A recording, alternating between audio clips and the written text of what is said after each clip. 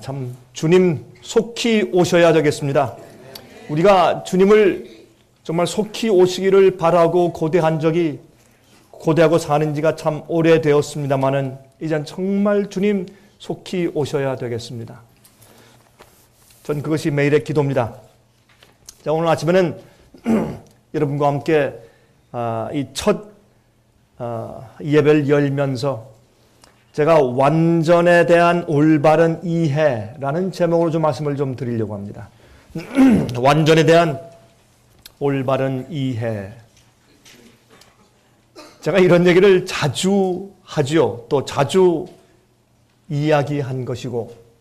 그런데 요즘에 제가 이 문제에 대해서 정말 많이 더 강조해야 되겠다. 그런 느낌을 제 마음 가운데 많이 가지게 됩니다. 그 이유는 얼마나 많은 사람들이 이거는 신앙대로 살려고 애쓰는 사람들, 말씀대로 살려고 애쓰는 사람들이 이 문제에 봉착하면서 낙심하거나 아니면 시리에 빠지거나 아니면 낭망하거나 아니면 혼돈된 경험을 하게 되는 것을 제가 보기 때문에 그렇습니다. 이것은 신앙적인 관심이 없는 사람들에게는 전혀 이슈가 안 되는 문제입니다. 이것은 신앙적으로 살려고 애쓰는 바로 여러분들과 같은 분들에게는 이슈가 됩니다.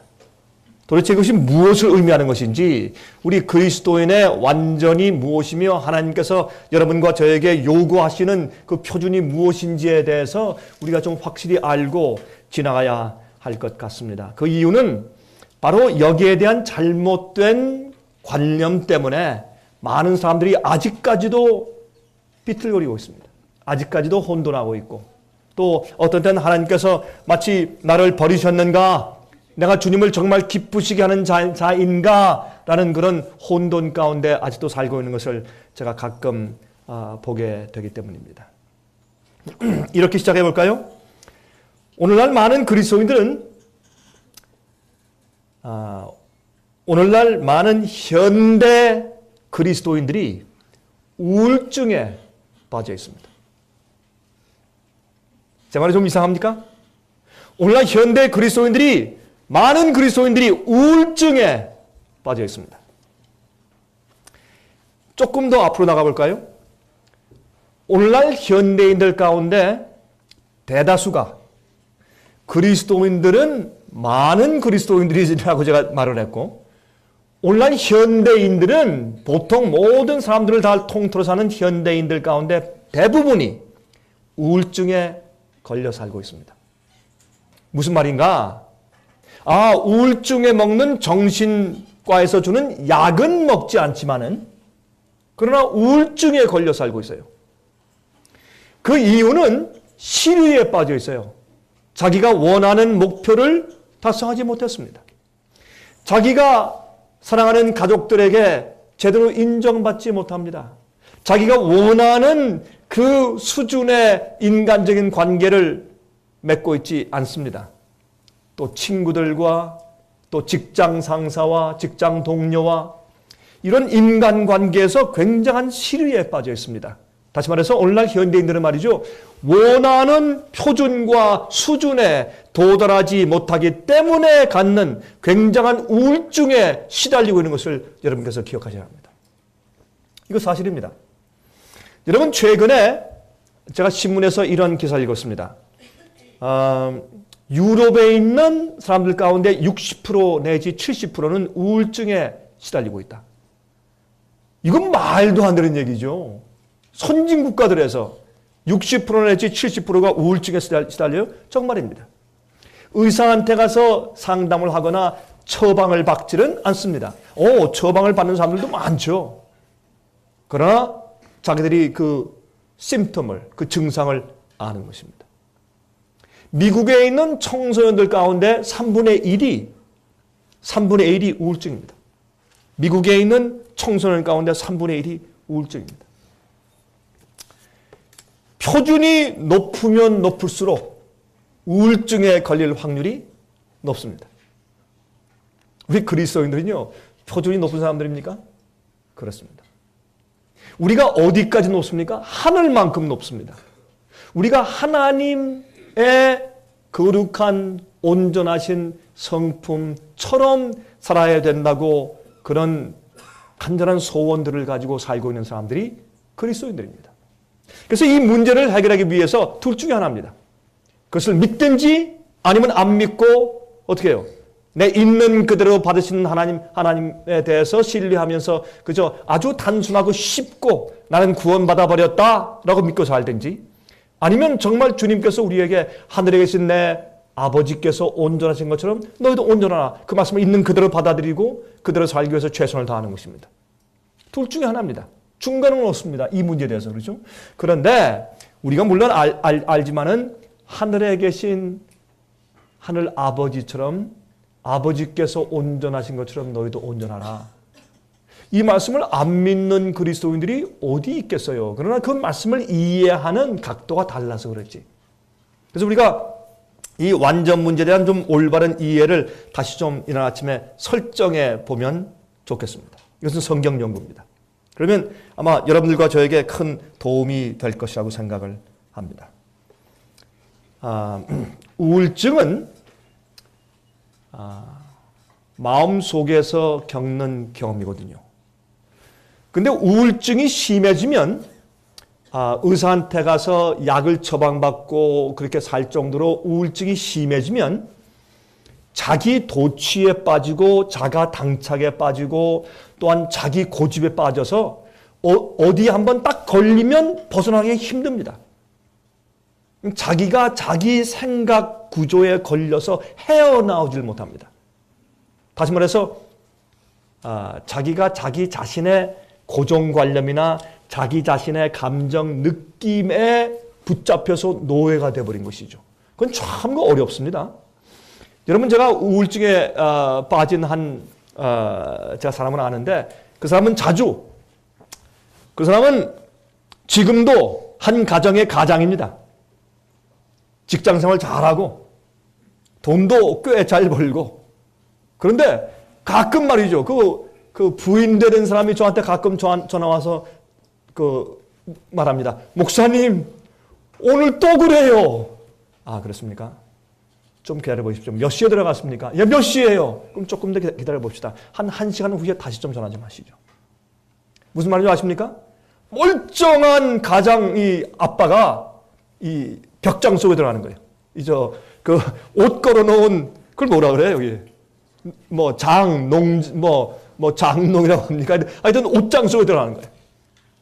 아니, 40대 중반 되는 아빠가 아이들도 있는데 왜 갑자기 대낮에 말이죠, 옷장 속에 들어가서 물 꼭 닫아 잠그고 거기 혼자 있냐 말이에요. 얼마나 많은 사람들이 자기는 그렇게 하고 싶은지 몰라요. 어떤 데는 딱 사람도 보기 싫고 말도 하기 싫고, 이건 좀 지나친 좀 우울증에 빠진 상태라고 할 수 있겠죠. 그렇죠? 그리고 모든 것이 절망적이고 남들이 다 날 싫어하는 것 같고, 그러니까 그런 생각에 견디지 못해서 내가 남들이 밉고 싫고 이렇게 되는 거예요. 그래서 이 정신적인 감정의 악순환을 경험하는 것입니다. 자, 이렇게 우울증에 빠진 사람들의 특징이 뭔가? 그런 사람들과 같이 지내기가 아주 힘들어요. 아내는 아내인데, 자기 아내인데 이 아내가 우울증에 빠져버리면 같이 지내기가 아주 힘듭니다. 다른 사람들 앞에서는 별로 표현을 잘 나타내지 않고 굉장히 조심하지만 집에 있을 때는 이렇게 방어벽이 없잖아요. 그러니까 자기가 느낀 대로 행동하고 말하기 때문에 우울증에 빠진 사람들, 이런 환자들의 를 가진 가족들은 정말 고생이 많습니다. 보통 일이 아닙니다. 제가 왜 이렇게 말씀을 드리는가? 제가 오늘 무슨 우울증, 제가 무슨 설명하려고 제가 오늘 설교를 하는가? 아닙니다. 여러분 기억하셔야 합니다. 그리스도인 완전에 대한 올바른 이해를 가지고 있지 못하면, 여러분들은 잘못하면 그리스도인으로서 우울증에 걸립니다. 그래서 이 문제는 다시 한번 우리가 재강조해서 확실한 이해를 가지고 주 앞에 구원의 즐거움을 가지고 사는 사람들이 되어야 합니다. 우리는 구원의 기쁨이 있어야 돼요. 용서의 기쁨이 있고 구원의 확신이 있고, 그렇죠? 내가 어떠하냐에 따라서 내가 어떠하냐라고 생각하는 내 자신의 평가대로 사는 것이 아니라 하나님께서 주시는 평가대로 살 수 있어야 합니다. 여러분, 제 말이 무슨 말인지 아십니까? 지금 아멘 하시지만은 이게 무슨 뜻인지 정말 이해하시고 아멘 하시는 거예요. 내가 내 자신에 대한 평가를 가지고 살면 안 돼요. 그러니까 절망하는 거예요. 하나님이 나에 대한, 하나님께서 내게 주시는 평가를 가지고 살아야 합니다. 이 우주에서 가장 은혜스러우시고 가장 사랑이 많으시고 가장 인정이 많으시고 가장 많이 이해하시는 존재가 누굴까요? 하나님이십니다. 그런데 왜 많은 그리스도인들이 하나님에 대한 존재를 가장 까다롭고 가장 무시무시한 심판을 주며 가장 정말 높은 표준을 가지고 채찍질하는, 슬레이브 마스터, 마치 노예를 부리는 그런 주인 같은 그런 감정들과 개념들을 가지고 있는지 몰라요. 아니라고 말하죠. 예수님은 십자가에 돌아가셨고 우리 주님이시고, 그렇죠? 우리를 위해 모든 것을 희생하시고 모든 것을 이해하시고 포용하시고 안아주시고, 그러나 그거보다 여러분들의 실수, 여러분의 부족함, 특별히 영어 성경엔 말이죠, 이것을 shortcoming이라고 말했어요. 여러분, shortcoming이 뭔지 아십니까? 그것은 내가 사는 삶 가운데서 내가 무엇을 어디에 당도해서 무엇을 하려고 하는데 자꾸 올라가도 안 돼요. 붙잡으려고 붙잡는데 미끄러지고 붙잡는데 미끄러지고 또 올라가려고 하는데 또 미끄러져. 하려고 해도 안 돼요. 그거를 shortcoming이라고 그래요. 뭘 하려고 해도 안 된단 말이에요. 그게 죄의 문제예요. 그렇죠? 여러분, 이런 것들 때문에 가진 내가 내 자신을 보는 나의 평가 때문에 많은 문제가 생겨요. 자, 이제는 우리가 그렇게 좀 말을 해놓은 다음에 이사야 43장을 펴서 몇 절을 읽고 나서 이 문제를 좀 공부해 보도록 하십시다. 여러분, 저는 먼저 문제를 제시합니다. 우리는 모두 완전해지고자 노력하는 사람들이요, 주님께서 명령하신 확실한 지상 명령인 것을 받아들이는 사람들이요, 또 우리는 그렇게 될 수 있다고 믿는 사람들입니다. 왜 거긴 또 아멘 안 하십니까? 주님께서 온전하라고 하신 것은 우리를 향한 주님의 명령이요, 우리는 주님의 은혜 가운데서, 주님의 능력 가운데서 그렇게 될 수 있다고 믿는 사람들입니다. 그렇죠? 근데 믿긴 믿는데 잘 안 되니까 자꾸 좌절하잖아요. 그렇죠? 그러면 하나님께서 여러분과 저에게 요구하시는 그리스도인 완전히 뭐냐 말이에요. 다시 한번 짚고 지나가자 말이에요. 자, 이사야 43장입니다. 이사야 43장. 야곱아, 너를 창조하신 여호와께서 이제 말씀하시느니라. 이스라엘아, 너를 조성하신 자가 이제 말씀하시느니라. 너는 두려워 말라. 누가 너를 구속하였고? 다시 잘 보세요. 누가 너를 구속하였고? 내가. 누가? 여호와가. 여러분, 예수님께서 왜 여호와 하나님이신가? 그 이유는 성경에 보면 나 여호와가 너희를 구원하는 자라, 그렇게 말씀했어요. 나 이외에는 너희에게 구세주가 없다, 그렇게 구약성경에 말씀하세요. 그래서 예수님은 예수님의 이름 이외에 구원받을 만한 다른 이름을 주신 적이 없어요. 예수님만이 우리 구세주세요. 그러므로 그것만 봐도 예수님은 여호와 하나님이세요. 예수님은 창조주시요, 모든 것을 당신 자신을 위해서 창조하셨다, 그렇게 말씀하셨습니다. 이 하나님은, 예수님은 인간이 되셔서 성육신하신 그분은 여호와 하나님이셨어요. 또한 여호와 하나님이시고 영원히 여호와 하나님이실 것이고, 그런데 여기 말씀하기를 내가 너를 구속하였다. 자, 제가 요 한마디 가지고 1시간 동안 설교할 수 있어요. 누가 여러분과 저를 구속했습니까? 여호와 하나님이. 그분은 어떤 분이에요? 창조주입니다. 그런데 왜 우리는 살 때 마치 내가 나를 구속하는 것처럼 생각하고 사느냐 말이에요. 이상하죠? 잘 들으세요, 제 얘기를. 많은 경우에 우리는 마치 우리가 우리를 구속하는 것처럼 생각하며 삽니다. 그러니까 우울증에 빠지지. 그러니까 시위에 빠지고 절망에 빠지죠, 어떤 때는. 여러분, 제가 여러분들께 죄를 져도 좋다 그렇게 말씀드리는 거 아니에요. 실수해도 좋다, 마음대로 살아라 그렇게 말씀드리는 거 아니에요. 그러나 이 면에 대해서 생각할 때 여러분, 우리가 이렇게 믿어야 합니다. 우리를 온전케 하시는 분은 하나님이시지 내가 아닙니다. 다시 잘 생각하세요. 나를 온전케 하시는 분은 하나님이시지 내가 아닙니다.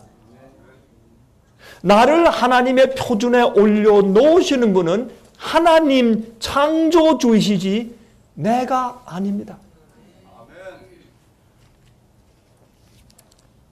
내가 너를 구속하였고 내가 너를 지명하여 불렀나니 너는 내 것이라.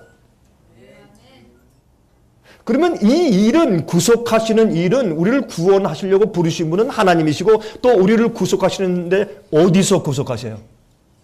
자, 물어보겠습니다. 우리의 죄에서 구속하십니다. 맞습니까? 우리의 죄 본성에서 구속하십니다. 맞습니까? 우리의 잘못된 생각들에서 구속하십니다. 맞습니까? 잘못된 감정들과 느낌들에서 구속하십니다. 맞습니까? 잘못된 인간 관계들에서 구속하십니다. 맞습니까? 왜 아멘 소리가 그래요? 제가 여러분들께 뭐 아멘 소리 크게 하라는 말보다 여러분의 아멘 소리에 하나님께 대한 신뢰가 적어서 그래요.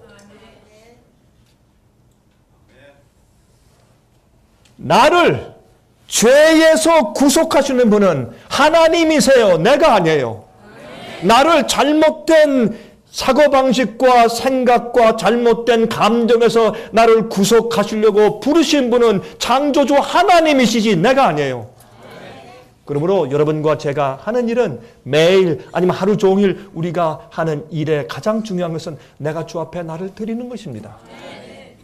이 드리는 방법을 잘하면 우리 마음 가운데 항상 구속의 구원의 즐거움과 기쁨이 있을 수 있어요.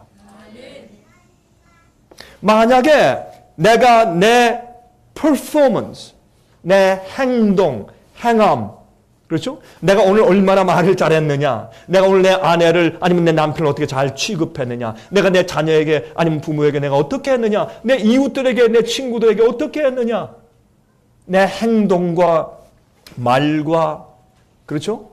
이런 것에 대한 나의 평가에 의지해 살면 여러분들은 항상 그리스도인이면서 말은 못하고 나타내진 않지만 속에 은근히 우울증에 걸려서 허덕이며 살고 있는 것입니다. 여러분, 여러분의 자녀들이 반역하여 집을 떠나나가고 교회에 나오지 않더라도 여러분 주님 안에서 기뻐하고 감사할 수 있어야 합니다. 제 말이 무슨 말인지 이해하십니까?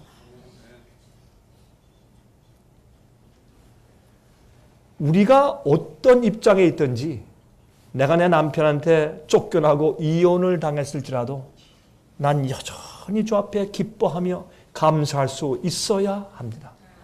제가 이렇게 말씀드린 이유는 말이죠. 우리의 실수와 잘못과 부족함과 수준이 낮은 것을 그래도 괜찮다 인정하고 그런 것 때문에 말씀드리는 것이 아닙니다. 저는 하나님을 믿고 사는 우리 신앙 태도를 말씀드리는 것입니다. 여전히 우리는 이르러야 할 높은 온전한 표준이 있습니까? Yes. 우리가 목표를 향해서 끝까지 달려가야 합니까? 그렇습니다. 그러는 과정에 우리 마음 가운데 항상 감사함과 찬양이 넘쳐 흐를 수가 있어야 합니다. 어떤 땐 저에게 낙심이 밀려오는가? 그렇습니다. 저도 사람인데 어떤 땐 앞이 캄캄한 그런 느낌도 올 때가 있는가? 뭐 거의 없지만은 뭐 그럴 때도 있습니다. 어떤 때는 참 정말 힘겹다 그런 느낌이 있을 때도 있습니까? 있습니다.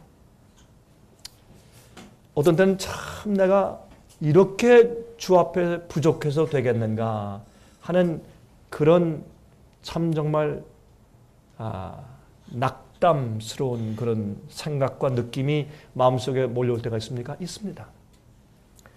그럼에도 불구하고 저는 그런 내가 내 자신에 대한 평가가 나를 지배하도록 허용하지 않습니다. 그럼에도 불구하고 하나님은 내게 대한 평가가 아주 높으십니다. 왜?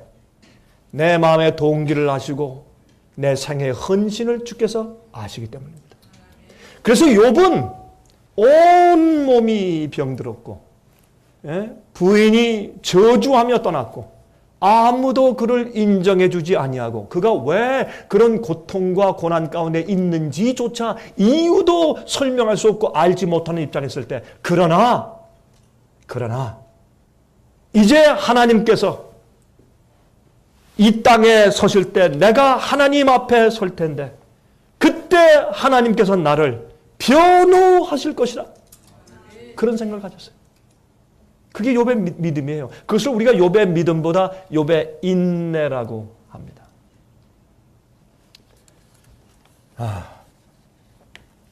여러분 완전이란 단어는 말이죠. 그리스도인들이 제일 싫어하는 말 가운데 하나예요. 아주 그리스도인들이 완전 그럼 아주 싫어합니다.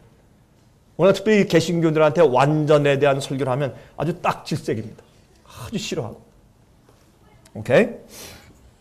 그러나 완전하게 되어야 한다는 말은 우리 그리스도인들이 가장 좋아하는 말들 가운데 하나가 되어야 합니다.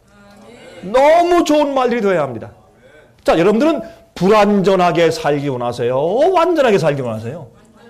완전하게 살기 원하잖아요. 그게 우리 소원이어야죠. 주님께서 완전하라.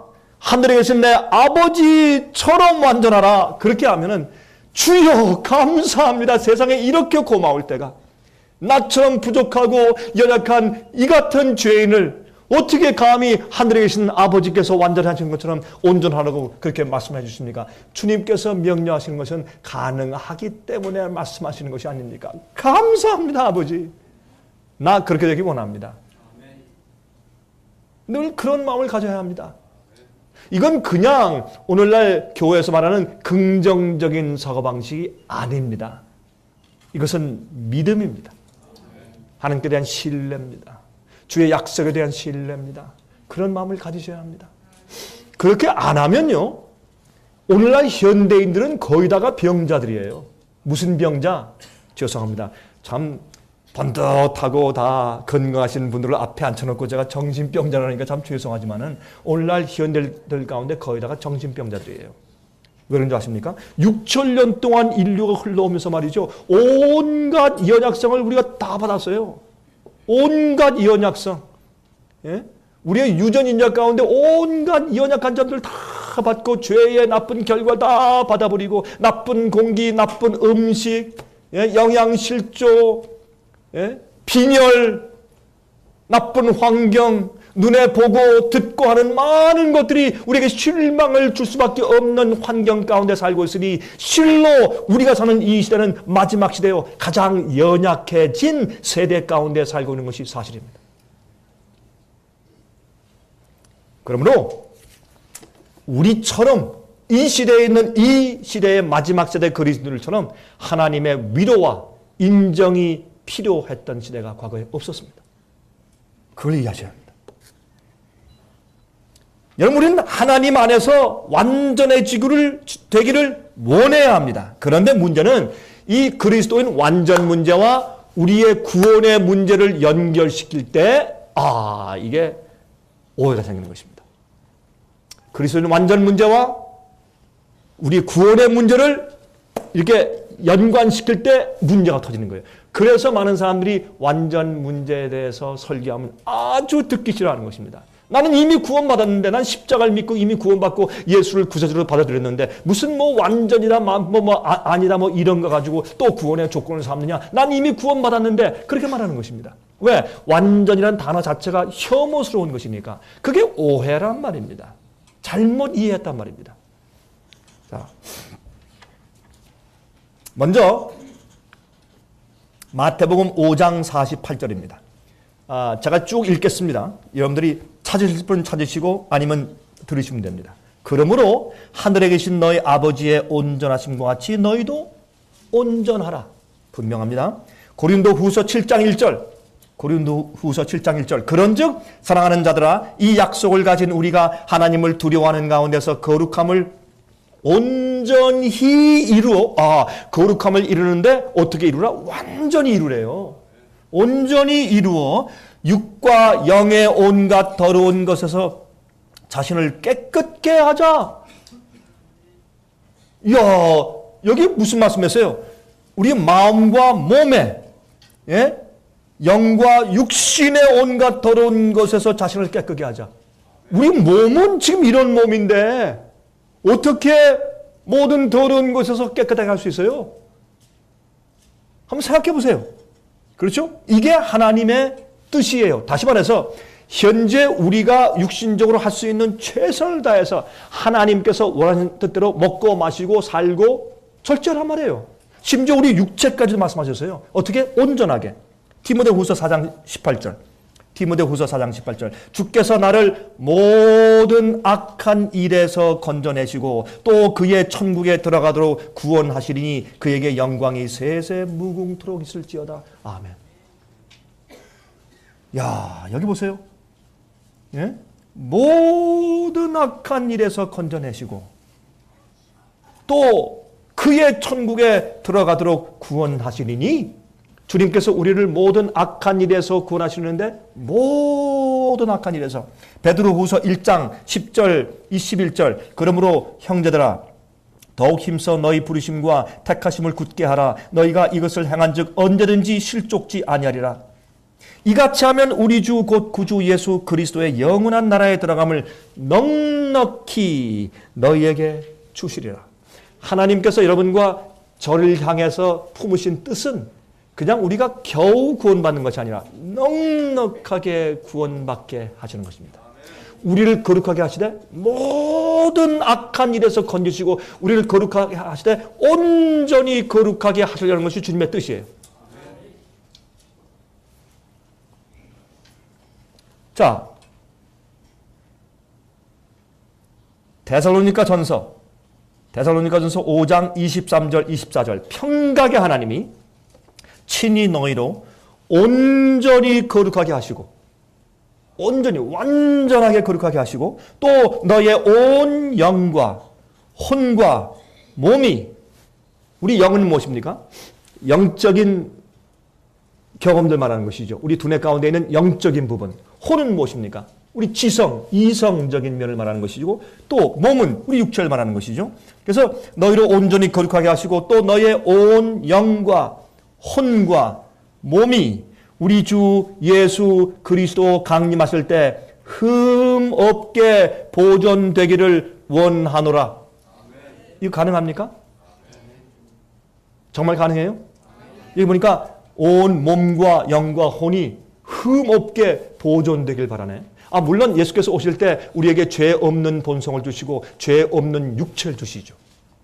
그렇죠? 완전한 육체를 주시고 완전한 본성을 주세요. 이 죄 없는 본성은 무슨 말인가 하면 내 속에서 어떤 그 마귀의 유혹과 시험이 있을지라도 죄 충동이 내 속에서부터 올라오지 않는 것을 말합니다. 그게 죄 없는 본성이에요. 그리고 밖에서부터 유혹이 올지라도 그 유혹에 대해서 내가 느낌이 없습니다. 유혹을 좋아하고 그것을 하고 싶은 그런 유혹에 대한 강렬한 기울여진 감정이 없습니다. 그게 죄 없는 본성입니다. 자, 여기 보니까 그리스도 강림하실 때 흠없이 보존되기를 원하노라. 너희를 부르시는 이는 미쁘시니. 자, 미쁘시니가 무슨 말입니까? 신실하시니. 미쁘시니 신실하시니. 말씀하신 것은 곧 지키시는 분이니 그는 곧 너희를 부르시는 이는 미쁘시니 신실하신 분이니 그가 또한 이루시리라. 다시 말해서 여기에 성경 말씀 하나님께서 우리의 영과 우리의 혼과 우리의 몸이 주님께서 오실 때 흠이 없이 서게 되기를 주님께서 약속하셨고 우리에게 명령하셨고 그 일을 우리 속에 이루실 것이다 라고 말했습니다. 어떤 사람들은 아이 목사님 너무 이렇게 에이 이거 뭐 단순하게 믿지 마시고 그저 이것은 그저 인사하는 거죠. 새해 복 많이 받으세요 그런 거죠. 올 한 해에는 복만 받으시고요. 나쁜 일 절대 생기지 않게 되기를 바랍니다. 이런 식으로 인사하는 것입니다. 정말 그래요? 아니에요. 여러분 성경에 뺄 말씀이 없어요. 성경에 이런 말씀이 많아요. 우리의 온전하심을 기대하시고 우리에게 명령하시는 말씀이 많아요. 한 계단 더 갑니다. 성경은 완전한 자라야 하늘에 들어간다고 말씀하고 있습니다. 완전하지 못한 자들은 하늘에 들어가지 못합니다. 이건 뭐 기가 막힌 얘기죠. 어떻게 그게 가능해요? 성경은 완전한 자라야 들어간다고 말합니다. 그런데 여기에 이 완전 문제와 이 구원 문제를 이렇게 같이 엮어서 설명할 때 어디에 문제가 생기느냐? 완전주의의 사상에 문제가 생겨요. 여러분 완전주의는 무엇인가? 완전주의라고 하는 것은 완전한 그런 어떠한 지점에 도달해야 애써서 완전한 지점에 도달해야 그때 구원이 가능하다라고 생각하고 가르치는 것이 완전주의입니다. 그러니까 완전주의는 지점을 말하는 것이에요. 우리가 올라가고 다다뤄야 할 지점을 말하는 것이에요. 그게 완전주의입니다. 이것이 바리새인주의고 이것이 율법주의였습니다. 이것이 옛날 유대인들이 믿고 가르침이었습니다. 이것이 그들의 구원의 방법이었습니다. 자, 하나님께서 하시는 일인데 물론 완전해야지요. 그렇죠? 그런데 인간으로서는 할 수 없으나 하나님으로서는 할 수 있느니라 그 말씀을 예수님께서 언제 하셨습니까? 언제? 부자 법관이 그렇죠? 내 가진 것을 다 팔아 오히려 내게 한 가지 부족한 것이시니 내게 있는 모든 소유를 팔아 가난한 자들에게 주고 와서 나를 쫓으라 말씀하셨을 때 그때 그가 슬퍼하며 돌아갔다고 했어요. 그때 옆에 있는 자들을 볼 때 야 그럼 누가 과연 천국에 갈 수 있단 말이냐? 그때 예수님께서 부자가 천국에 들어가는 것이 낙타가 바늘구멍에 들어가는 것보다 더 어렵다. 그런 말씀을 하시면서 그러나 우리 사람으로서는 할 수 없으되 하나님으로서는 할 수 있느니라 그렇게 말씀하십니다. 여러분 여기에서 하나 결론적인 힌트를 드리면 그러면 우리가 주 앞에 할 수 있는 일은 우리를 주 앞에 아까 말씀드렸지만 드리는 것이거든요. 그 드리는 것을 굴복이라고 말합니다. 드리는 것을 주 앞에 나가서 굴복한다고 말합니다. 그렇죠? 이 굴복은 무엇까지 포함되느냐면 나는 할 수 없습니다 라는 관념과 생각까지도 포함하는 것입니다. 주 앞에 굴복하는 것입니다. 근데 굴복할 때 왜 굴복하느냐? 주님께서 명령하신 모든 명령은 약속이고 주님께서는 우리에게 명령하실 때 그렇게 할 수 있다는 주님의 약속을 기본으로 해서 그런 말씀을 하신다는 것을 신뢰하기 때문에 그렇습니다. 그러니까 굴복하는 것이죠. 그걸 우리가 믿지 않으면 뭐하러 굴복해요? 줄 필요가 없지. 그렇죠? 자, 유다서 24절, 25절 읽으면 조금 더 기가 막혀요. 보세요. 유다서 24절, 25절입니다.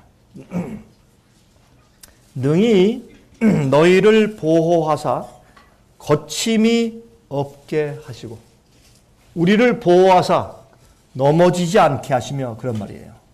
너희로 그 영광 앞에 흠이 없이 즐거움으로 서게 하실 자 곧 우리 구주 홀로 하나이신 하나님께 우리 주 예수 그리스도로 말미암아 영광과 위엄과 권력과 권세가 만고 전부터 이제와 세세토록 있을지어다. 아멘. 야, 이건 정말 기가 막힌 얘기예요. 여러분들 우리가 이 말씀을 읽을 때 그저 뭐 쉽게 이렇게 읽어내릴 수 있지만 그거 아닙니다. 굉장한 말씀이에요. 능히 너희를 보호하사 넘어지지 않게 하시며, 여기 거침이 없게 하시며 라고 여기 번역되어 있지만 이것은 넘어지지 않게 하신단 말이에요. 돌에 이렇게 걸려서 넘어지지 않게 하신단 말입니다. 그렇게 하시고 또 너희로 그 영광 앞에, 하나님 앞에, 그 보좌 앞에 흠이 없이 즐거움으로 서게 하실 자. 이게 하나님께서 여러분과 저에 대한 하나님의 계획과 하나님의 명령입니다. 이것은 지상 명령입니다. 자, 아까 이사야 43장을 제가 읽었죠.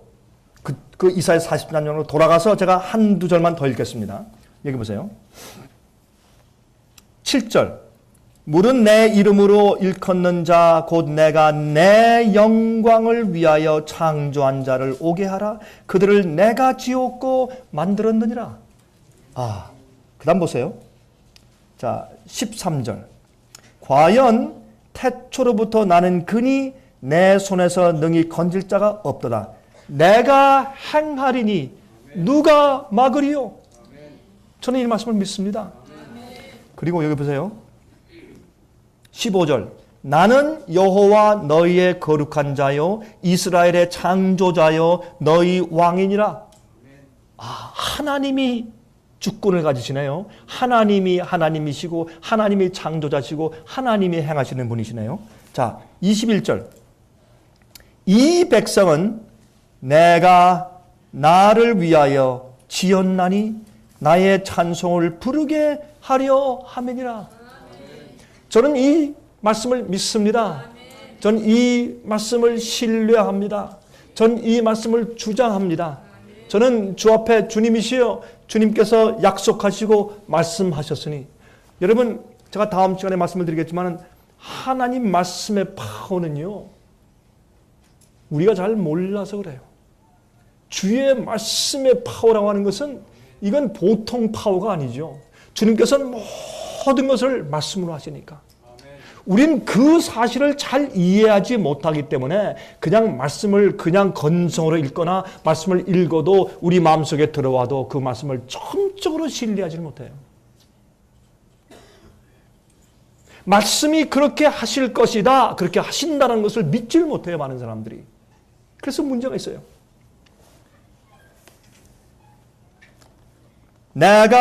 이 백성은 내가 나를 위하여 지었나니 나의 찬송을 부르게 하려 함이니라. 근데 이 사람들이 어떤 사람이었는지 알아요? 이랬던 사람들이요. 22절. 그러나 야곱아 너는 나를 부르지 아니하였고 이스라엘아 너는 나를 괴로워하였으며. 아, 25절 보세요. 이 사람들을 어떻게 주님께서 변화시킬 것인가? 나는 나를 위하여 내 허물을 도말하는 자니 내 죄를 기억지 아니하리라. 아. 자, 44장 6절 한 절만 읽고 지나가십시다. 이스라엘의 왕인 여호와 이스라엘의 구속자인 만군의 여호와가 말하노라. 나는 처음이요 나는 마지막이라. 나 외에 다른 신이 없느니라.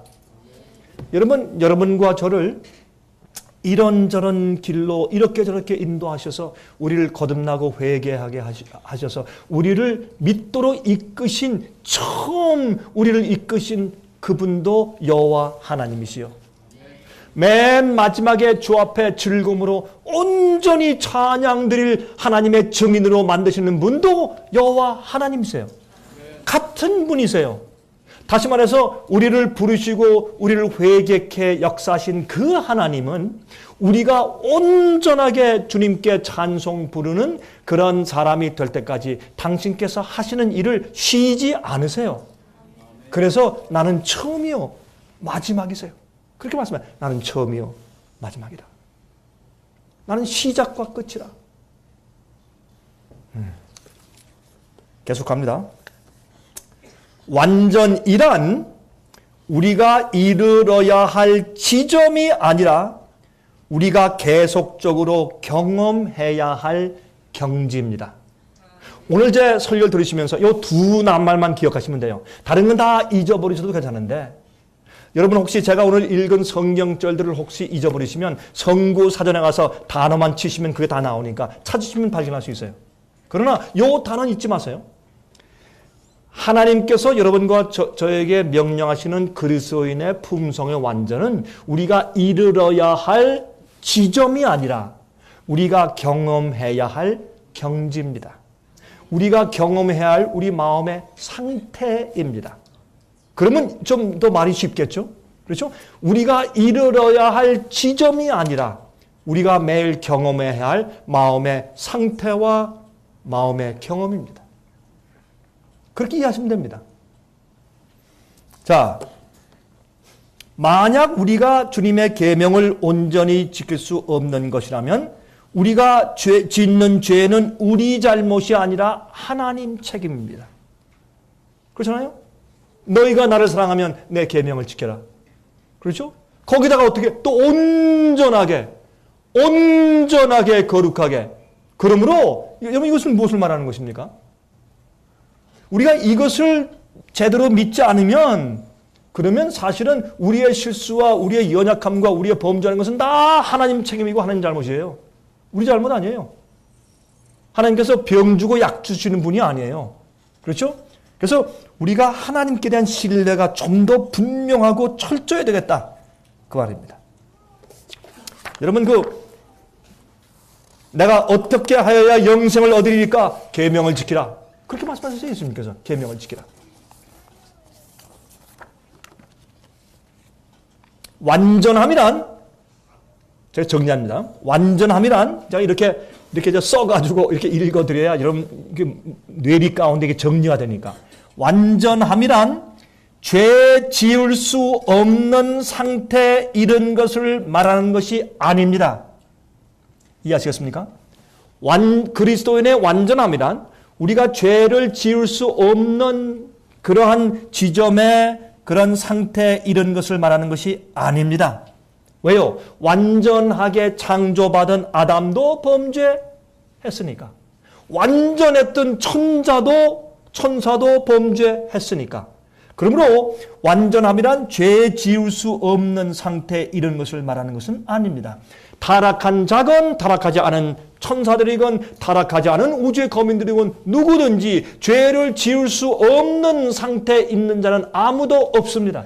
죄의 본성을 가지고 있거나 죄 없는 본성을 가지고 있거나 누구든지 피조물이면 죄를 지을 수 없는 불가능한 상태에 존재하고 있는 자가 이 우주 가운데 단 한 명도 없습니다.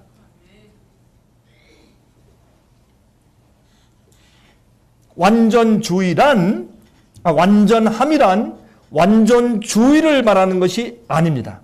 완전주의란 점차적으로 발전하여 모든 면의 완전함에 이르러야 구원을 얻게 된다고 믿는 율법주의를 말하는 단어입니다. 행함으로 말미암는 의죠. 성경의 완전은 절대로 그렇게 가르치는 것이 아닙니다. 예수님께서 여러분과 저에게 요구하시는 우리의 완전은 절대로 그런 것이 아닙니다. 왜 아닌 줄 아십니까?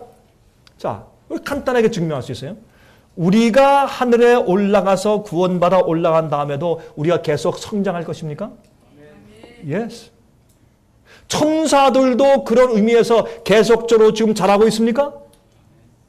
왜 답변 안 하세요? 천사들도 지금 계속해서 그들이 성장하고 있나요? 예, 그렇습니다. 그들이 계속 배우고 계속 더 높은 경지에 하나님을 알아가면서 점점 더 높은 경지로 성장하고 있죠. 특별히 그들이 인간이 범죄하고 지난 6천년 동안 이 지구가 그렇게 타락한 세상에서 하나님께서 우리 인류를 어떻게 구속하시는지를 계속 살피고 보아오므로 그들은 참 많이 성장했을 것입니다. 하나님을 아는 지식과 주님을 사랑하는 마음과 주 앞에 드리는 찬송이 훨씬 더 성장했을 거 아닙니까? 아마 인류가 타락하기 전보다 지금 6천년 지난 이후에 천사들의 찬송 소리가 훨씬 더 은혜스럽고 훨씬 더 정말 놀라운 그런 찬송이 되어 있지 않겠습니까? 그런 각도에서 우리가 다 자랐다, 더 이상 성장할 곳이 없다라고 다 이르렀다 할 지점은 없다 그 말입니다. 자, 그러므로 성경은 완전주의를 가르치는 것이 아닙니다. 그것은 우리가 완전한 마음의 상태를 가지도록 주님께서 말씀하시는 것입니다. 자, 우리의 건망증 물어봅시다. 건망증이 죄입니까? 잊어버리는가?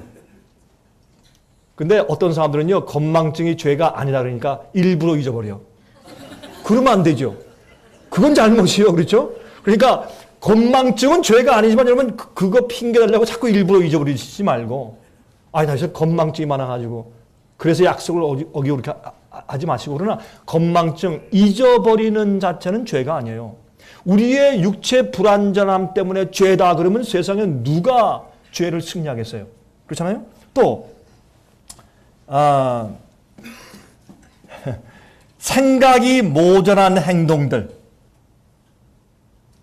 까다롭죠? 생각이 좀 모자란 행동들 죄입니까? 아닙니까? 생각이 좀 모자라다라는 말은 뭐냐면 그 사람의 인격이 아직 충분히 성장하지 못했다는 것입니다. 어쨌든 어린 아이들이 실수하고 잘못하는데 그들 마음 가운데 전혀 그런 의도가 없고 그런 뜻이 없는 것입니다. 우리 부모들도 그것을 보면서 잘못이다 그렇게 안 합니다. 얼마 전에 말이에요. 우리 손자아이가 제 집사람 자기 할머니의 뺨을 탁 때렸어요. 너 이 녀석 너 그 죄야. 그럴 수 있느냐 말이에요. 그걸 가지고. 아니죠. 그 아이의 인격이 성장하지 못하기 때문에 가르쳐야죠. 그렇죠? 가르쳐야죠. 걔는 할머니가 너무 좋아서 하는 거죠. 너무 좋으니까. 너무 좋으니까 하다가 그 할머니 이 뺨을 갖다가 탁 때려. 그 표정이 너무 좋아서 하는 표정이거든. 그런 행동이 어떻게 해요? 모자란 행동이에요.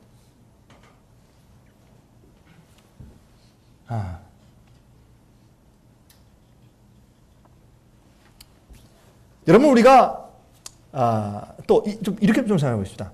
물건을 잘 떨어뜨리는 사람. 어떤 사람은 물건을 잘 떨어뜨리죠. 그걸 영어로 클럼지하다 그래요.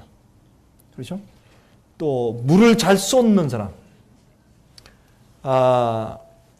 아주 자상하고 조용하고 아주 반듯하고 정리 잘하고 청소 잘하고 먼지 한 톨 없고 이런 사람들은요 실수 잘 안 해요. 뭐 이렇게 넘어뜨리고 이런 건 잘 안 합니다. 그러나 다른 문제가 있죠. 그렇죠? 물건 잘 떨어뜨리고 잘 엎고 이런 사람들은요 참 활기가 있고 또 일을 아주 시원스럽게 잘하지만 그러나 자상함이 부족해요. 우리 다 그런 면들이 있어요. 자, 그런 것이 죄냐? 물론 우리가 이렇게 함으로 다른 사람들을 성가시게 하거나 불필요하게 할 때 우리가 조심해야 되겠죠.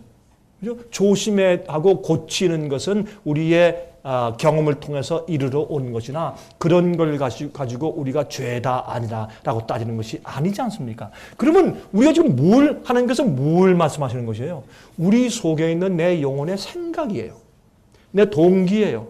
내 소원이에요. 내 의도를 말하는 것입니다. 여러분 아십니까? 우리의 이 얼굴 기가 막힌 로봇이에요. 기가 막힌 기계예요. 여러분들 우리 얼굴은 우리의 생각의 스크린이죠. 화면이죠. 그래서 우리가 무슨 생각을 하느냐에 따라서 우리 얼굴이요 그대로 다 나타나요. 이거 숨길 수 있는 사람은 세상에 없습니다. 가만히 앉혀놓고 그래서 어떤 사람들은 그렇게 한다 그러잖아요. 가만히 앉혀놓고 말 안 해요. 가만히 얼굴만 쳐다보고 있으면 이 사람이 무슨 생각을 하는지 다 안 돼요. 근데 내가 그 말을 이해해요. 그 무슨 뜻인지. 왜 사람이 이럴 때는 이런 표정, 저럴 때는 이런 표정, 슬플 때는 어떤 표정, 아무리 감춰도 그러나 그 속에 있는 얼굴의 표정 가운데 그늘이 있다고. 눈에는 웃는 것 같아도 입술가에는 슬픔이 있단 말이에요. 입은 찢어져 웃고 있지만은 눈가에는 슬픔이 있어요. 이런 걸 우리가 경험적으로 알지 않습니까? 그래서 우리 이 얼굴은 기가 막힌 거예요. 우리의 생각과 감정을 드러내는 스크린이에요. 이것은 이 얼굴 피부에 있는 모든 근육의 신경들과 우리 두뇌와 딱 연결되어 있기 때문에 그건 속일 수가 없어요. 뭐 안면 마비증이 오기 전까지는 숨길 수가 없어요. 그런데 여러분 우리 생각을 지배하는 우리 생각과 감정을 지배하는 건지 뭔지 아세요? 우리 마음이 뭐예요? 우리 품성이 뭡니까? 우리의 생각과 감정이 합쳐서 우리의 품성을 이루는 것이에요. 그럼 우리 품성, 생각과 감정을 지배하는 것이 무엇입니까? 우리의 의지예요. 우리의 동기예요. 우리의 꿈이에요. 우리의 소원이에요. 그래서 하나님께서 아시는 거예요. 여호와는 중심을 보는 하나님입니다. 그 중심에 나는 하나님을 위해서만 산다 라는 아주 깨끗한 그런 헌신적인 동기를 딱 우리가 품어버리면 근데 그게 왜 안 품어지는 줄 아세요? 내가 버리지 못할 것들이 있어요. 내가 지고 있는 무엇이 있다고 무언가 우상이 있어요. 내가 지고 가는 뭔가 배게지가 다 있어요. 그래서 여러분 우리는요 어떤 땐 우리 스스로 기만할 수도 있고 내 주위에 있는 내 가족도 속일 수 있으나 하나님은 못 속입니다. 우리가 우리 마음 가운데 동기가 나는 무엇이든지 주님께서 버리라고 하면 버리고 하지 말라면 안 하고 나는 하나님의 뜻대로 살고 주님만 기쁘시게 하는 생애를 살겠다. 나는 주님께서 창조하신 새로운 피조물이요. 나는 주님의 창조, 주님의 찬송을 위해서 존재하는 자다. 그게 내 마음과 내 동기가 정말 순수하고 깨끗하면 그 소원이 정말 내 온 영혼을 꽉 채울 정도로 그 동기와 소원이 순수하면 그러면 거기에 따라서 내 속에서 생각이 떠오르고 감정이 꼴지어집니다. 거기에 따라서 내 표정이 이루어집니다. 그래서 거듭난 사람의 미소와 거듭나지 않은 사람의 미소가 달라요. 제가 여전히 목사였습니다. 지금부터 한 20여 년 전 일입니다. 그때 한 여집사님이 저한테 와서 가만히 제 얼굴 보더니 이렇게 얘기를 해요. 목사님, 표정이 완전히 달라졌습니다. 저한테 그러더라고. 그 여집사님이. 그 얘기가 무슨 얘기인지 제가 알아들었어요. 100% 제가 알아들었어요. 갑자기 제 눈에 눈물이 고이더라고. 너무 감사해서. 집사님 맞습니다. 내 표정이 달라졌습니다.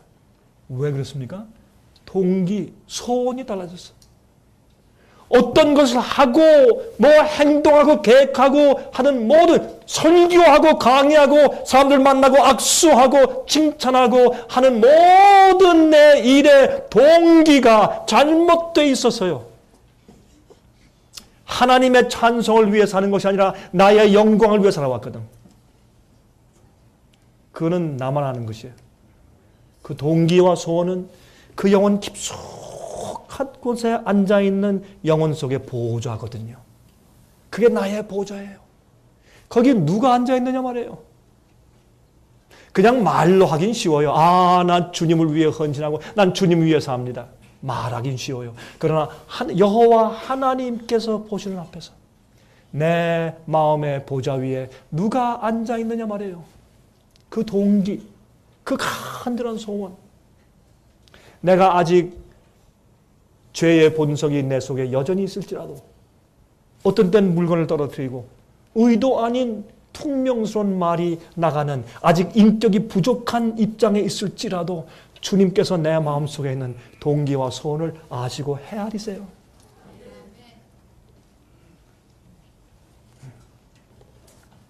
하나님이 바로 거기에 대한 완전을 요구하세요. 전혀 타협하지 아니하고 주님께서 이거 주님 싫어하세요? 알겠습니다. 그런데 내가 오랫동안 이렇게 해온지라 어떤 때는 말씨가 주님이었습니다. 나 고쳐주세요. 부르신 이도 주님이시고 지으신 이도 주님이시고 명령하신 이도 주님이시니 사람으로 할 수 없는 것을 하나님께서는 하실 수 있는 것을 내가 믿습니다. 그래서 내 마음속에 있는 내 영혼의 내 보좌 위에 앉아있는 나의 의지, 뜻, 나의 동기, 나의 소원, 그것이 주 앞에 온전해져야 되고, 두 번째, 하나님의 능력과 뜻을 믿는 신앙이 같이 합쳐져야 돼요. 그게 믿음이에요. 그게 예수의 믿음이에요. 이 두 가지만 가지고 있으면 주님께서 너는 온전하다 그렇게 하시는 거예요. 이 두 가지만 가지고 있으면 주님께서 그 다음부터 우리를 주무르세요. 주님께서 역사하세요. 여러분, 제 얘기가 좀 여러분에게 금방 잘 이해가 안 되실 수도 있습니다. 그러나 제가 지금 무슨 말을 하고 있는지 집에 돌아가셔도 한번 씹어서 생각해 보시기 바랍니다. 제가 이 얘기를 이 그리스도인 완전 문제 때문에 제가 한두 해 고민하며 연구해 온 사람이 아닙니다. 저는 이 문제 때문에 성경과 영과의 말씀과 많은 책들을 뒤지면서 과거에 종교 개혁시대에 쓴 책들과 재림운동 당시에 쓴 책들과 많은 책들, 특별히 이 perfection, Christian perfection이라는 그리스도인 완전한 그런 그런 제목의, 그런 비슷한 제목의 책들 제가 많이 읽어보았습니다. 연구하였습니다. 그 다음에 제가 제 마음 가운데 내린 결론이 오늘 말씀드리는 단순한 내용입니다. 절대로 어렵지 않습니다. 내 마음 가운데 내 보좌에 앉아있는 내 동기, 내 소원이 무엇이냐? 여러분, 실수를 많이 해본 사람은 자기를 압니다. 성공만 해본 사람은 자기를 모릅니다. 그렇죠? 그래서 이 실수한 지구가 완전한 우주의 교과서가 되는 것처럼 우리의 실족함과 부족함이 나에게 교과서가 되었죠. 그래서 우리가 하나님을 의지하는 믿음이 훨씬 더 커져버린 겁니다. 어떤 의미에서.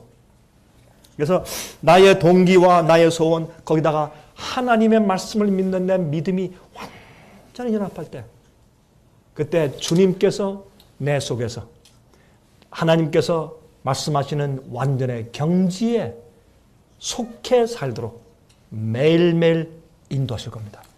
그 일은 내가 하는 것이 아니라 하나님께서 내 속에서 이루시는 일이요. 그것은 내가 내 자신에게 주는 평가가 아니라 하나님이 나를 보시는 평가입니다. 여러분이시여, 사람들에 대해서 평가하기를 주의하십시오. 주의하십시오. 우리가 모르는 사이에 하나님께서 어떤 사람을 온전하다고 보실 가능성이 참 많기 때문에 그렇습니다. 이제 제가 끝내야 할 시간이 되었어요. 그렇죠?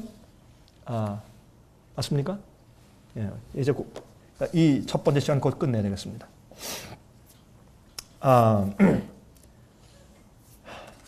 요한 웨슬레가 영국 국교, 옛날에 장로교 전신이죠. 거기서 쫓겨났습니다. 출교당했어요. 그리고 어디로 갔습니까?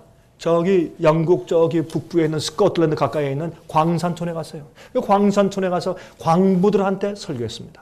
기다리고 있다가 그렇죠. 점심시간 아니면 저녁시간에 식사하러 쭉 올라오는 광부들한테 가서 설교하기 시작했습니다. 그 광부들은 무실당하기 때문에 그 당시에 말이죠. 누가 목사가 찾아와서 방문 신방을 하지도 않고 또한 그들은 어떤 때는 교회 갈 수도 없습니다. 그들에게 찾아갔습니다. 찾아가서 거룩에 대한 설교를 했습니다. 온전함에 대한 설교를 했습니다.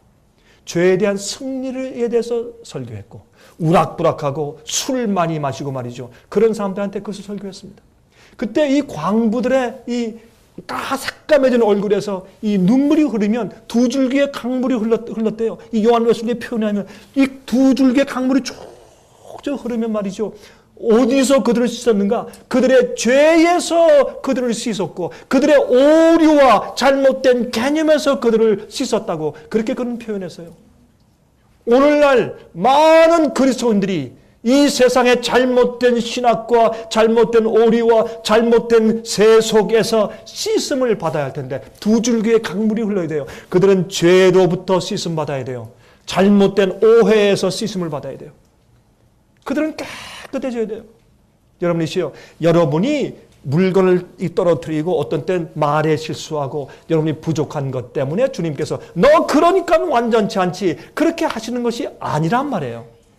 동시에 우리가 올바른 동기와 올바른 소원을 가지고 주의 말씀을 믿는 그 믿음을 가지고 주 앞에 부복하면 주님은 우리를 변화시키는데 온전하게 변화시켜요.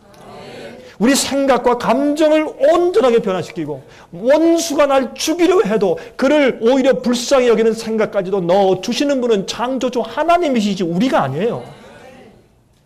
하나님이 역사하시는 것을 기대하세요.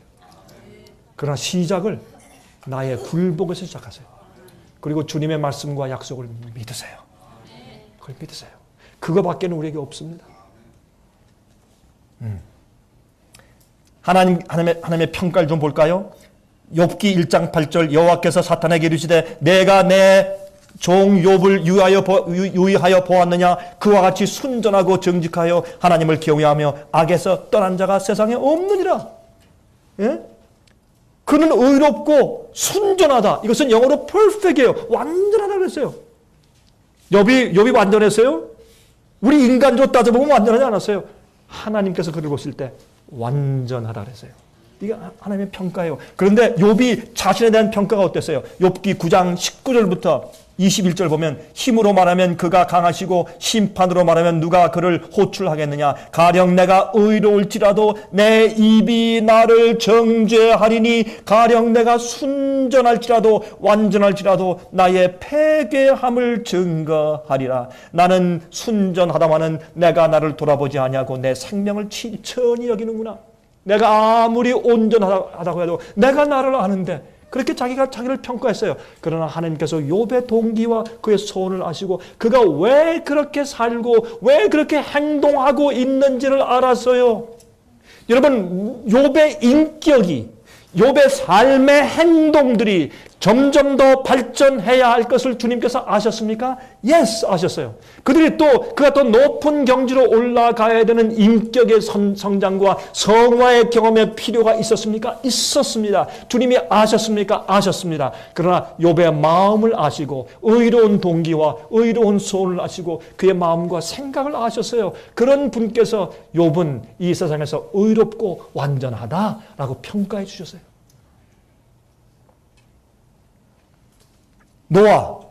노아에 대해서 창세기 6장 9절 노아의 사정은 이러하니라. 노아는 의인이요 당세 완전한 자라. 그가 하나님과 동행하였으며. 여러분 그 이후에 우리가 노아의 실수도 성경에서 읽습니다. 왜? 성경은 말이죠. 다윗의 훌륭한 점을 기록하고 다윗의 실수를 기록하고 노아의 완전한 점을 기록하고 노아는 마지막 시대의 의인들의 상징이죠. 주께서 명령하신 모든 말씀대로 방주를 지었어요. 하나님의 계명을 지키며 예수 믿음을 지키는 성도들의 인내를 말하는 것이에요. 그런 자인데 그래서 방주를 지었어요. 그런데 하나님께서 어떻게 했습니까? 하나님께서 노아는 의인이요 당대 완전한 자라 그랬어요. 그러나 노아의 연약한 점을 우리가 아는 것입니다.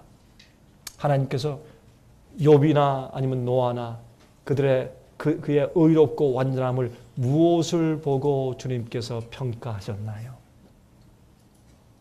그가 왜 그렇게 살며, 왜 그런 생각을 하며, 왜 그런 삶을 살며, 왜 그런 행동을 하는지 하나님께서 그들의 동기와 소원을 아셨어요.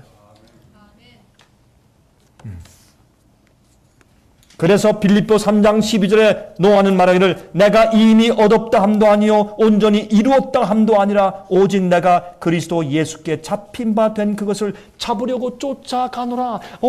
그는 알았어요. 그의 성장의 과정에 예수님처럼 같은 그런 온전함에 이르기 위해서 그는 계속 달려가야 할 것을 알았어요. 그러나 사도 바울은 매일 온전한 자였습니다. 그는 그의 마음 가운데 하나님의 뜻과 주님의 계명과 주님의 명령을 반역할 동기가 전혀 없는 자였어요. 그게 없었어요. 여러분, 지금 이 시간에 혹시 여러분들 마음 가운데 하나님의 뜻을 아시죠? 주님께서 여러분 개인에게 말씀하시고 분부하시는 명령이 무엇인지 여러분 아시죠? 그 주님의 분부하심과 명령에 대해서 여러분들이 어떠한 마음과 동기를 가지고 계십니까? 혹시 거역하는 마음은 없으시죠? 주님 나 그건 못합니다. 아니면 그거 주님 한 1년만 좀 기다려 주십시오. 라고 거역하는 그것을 반역이라고 하는 것이에요. 반역. 주님께서 우리에게 보여주시고 나타내 주신 청사진, 계획, 뜻, 그것을 알면서 하지 않거나 그것을 거절하는 그것을 반역이라고 해요. 그것이 사탄의 마음이었어요. 그것이 마귀의 동기였습니다. 그것이 루스벨로 하여금 그 사악한 마귀가 되게 한 겁니다. 그것이 우리 속에 없어야 합니다. 여러분, 침례 요한은 뭐라 그랬습니까? 너희 독사의 자식들아. 독사의 자식들아. 우리 마음속에 그것이 없어야 합니다.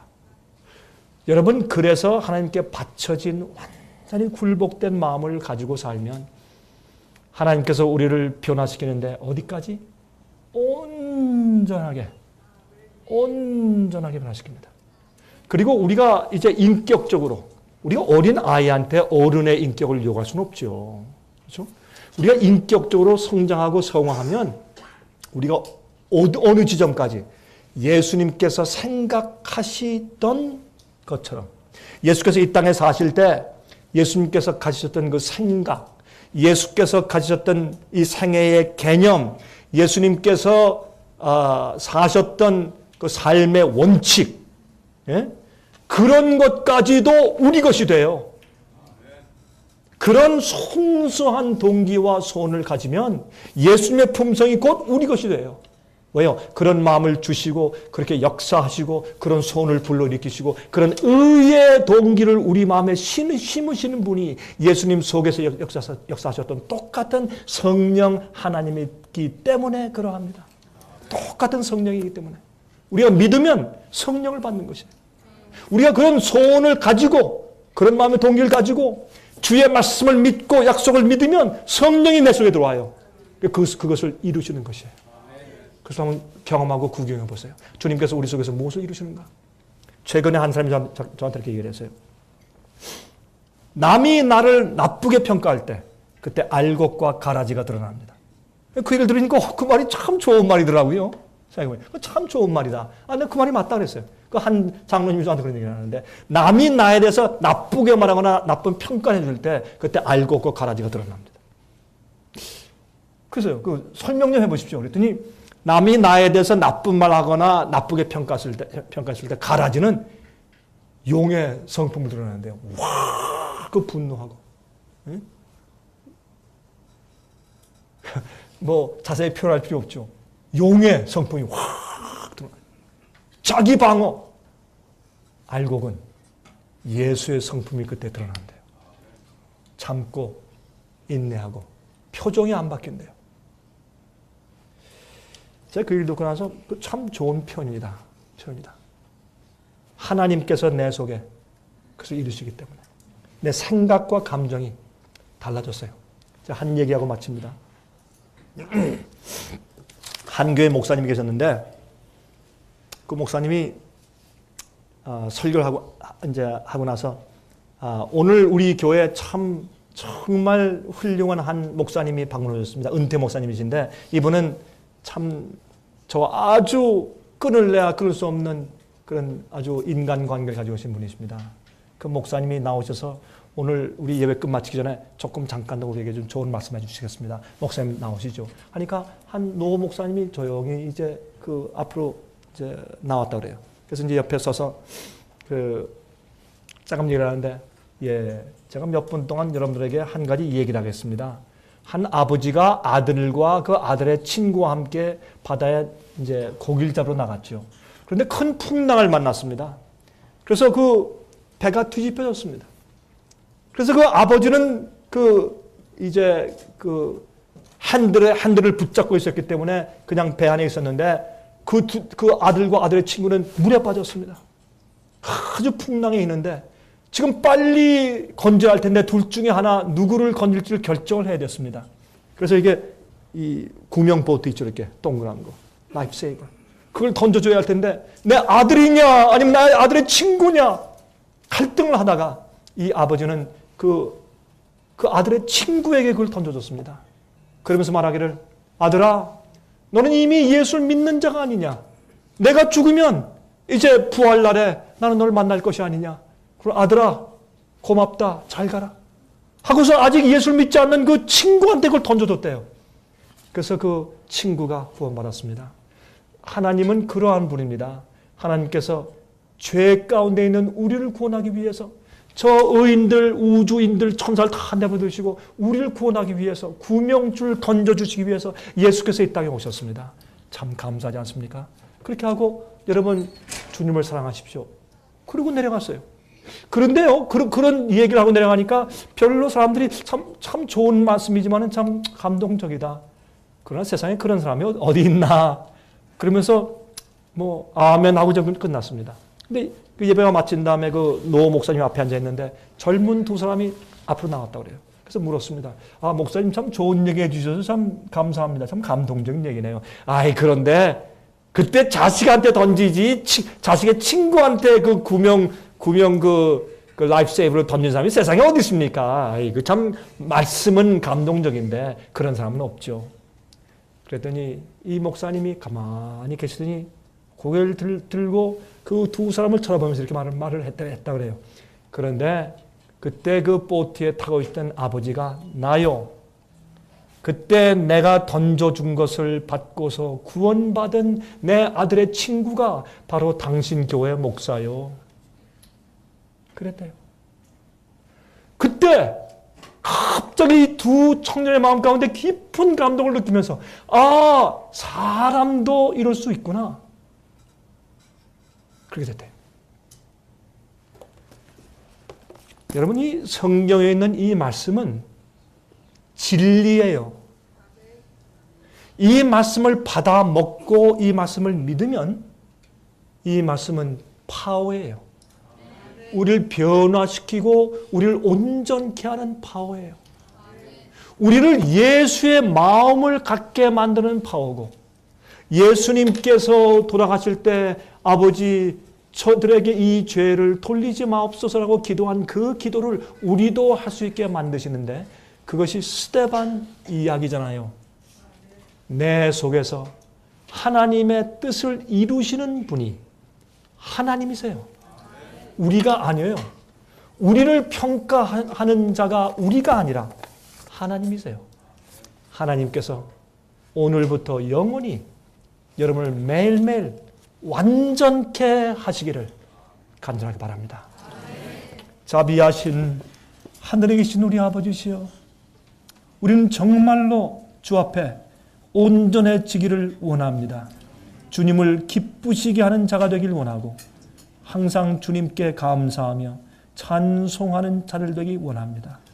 우리가 부족하여 주 앞에 슬픔을 가져가거나 주의 마음을 아프게 하는 것 때문에 우리가 참 괴롭습니다. 그러므로 이날 아침에 다시 주님을 신뢰합니다. 아버지시여, 우리는 믿습니다. 그리고 우리 마음을 깨끗한 동기와 선택으로 하나님만 선택합니다. 우리가 소원하는 것은 하나님께만 영광 돌리고 찬송하는 것이 우리의 소원입니다. 우리가 세상에서 나를 위해 살 때 행복하지 못합니다. 내 자신을 위해 살고 이기적일 때 우리가 아무도 감동할 수 없고 사람들을 구원할 수가 없습니다. 하늘이신 아버지시여, 우리 자신을 높일 때 그것이 우리에게 주는 대가가 아무것도 없습니다. 깨닫고 압니다. 하나님, 이날 아침에 다시 우리는 우리 온 마음을 주 앞에 내려놓고 우리가 주님만 위해 살기를 선택합니다. 주님께 영광 돌리는 삶을 살기를 선택합니다. 그리고 주의 말씀을 믿습니다. 주의 말씀은 살아있어서 운동력이 있는 주의 말씀이고 창조의 능력이 있는 말씀인 것을 믿습니다. 우리 속에서 주님께서 약속하신 것을 우리가 믿기만 하면 이루실 수 있는 것도 우리가 믿습니다. 저희를 온전케 하여 주시옵소서. 우리가 불완전하길 원치 않습니다.